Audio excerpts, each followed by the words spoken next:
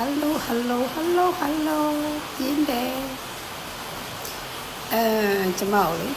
နှခမ်းလေးကအရင်ဆွဲအားကြည့်တယ်ဒီမောင်လေးတယောက်တည်းမဟုတ်တော်တော်များများကျမရဲ့နှခမ်းလေးလာရယ်ဆိုတဲ့အကြောင်းပြောပေးကြတယ် comment ဒီမှာလေ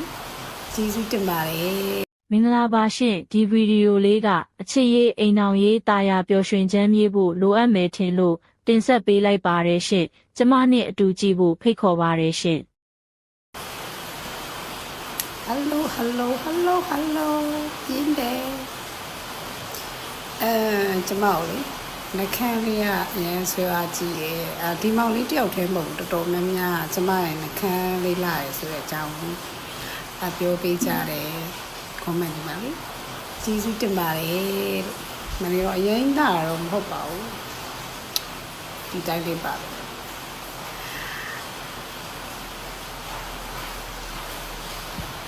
ဒီတိုင်းလေးပါပဲရှင်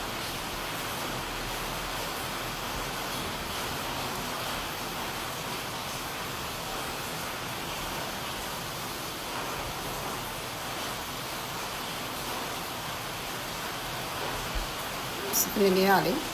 အရှင်တော့ကျမရဲ့စပင်းကအရင်ကောင်းတယ်တင်မအောက်ထိရှည်ရပေါ့စပင်းလေးကလေအရင်နဲ့အဖျားနဲ့ကညီးနေတာတော့အဖျားရှူးတယ်ဆိုတာမရှိဘူးကျမငယ်ငယ်တော့အဲစပင်းလာလို့ဆိုပြီးတော့ကျမတို့ခေတ်ကအင်တာနက်ခေတ်မဟုတ်လေစပိန်နဲ့နောက်ကနေလိုက်ပြီးတော့ယူစားကြလိုက်ပြီးတဲ့ခေတ်ကြိုက်တယ်ကောင်းမလေးနောက်ကိုလိုက်ကြတဲ့ခေတ်လေအဲဒီမှာကျမနောက်ကိုစပင်းလေးကြိုက်လို့ဆိုပြီးတော့လိုက်တဲ့ကောင်းလေးနိုင်တယ်ကျမစပင်းကတော့အရှိန်ကျမစပင်းကမှ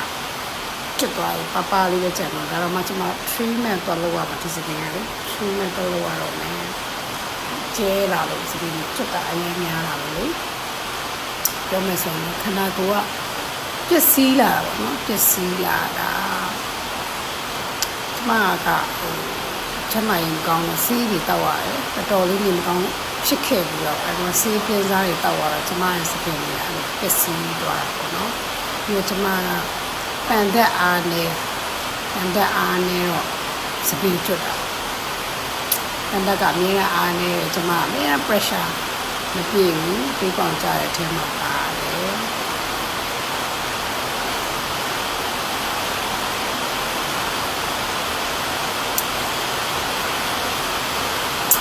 နှခမ်းလေးပါပဲเนาะ